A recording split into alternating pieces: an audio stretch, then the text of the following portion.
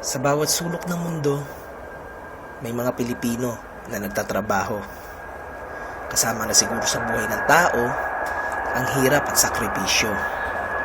Masakit mawalay sa ating pamilya, pero sila ang dahilan kung bakit tayo nakakatagal sa ibang bansa.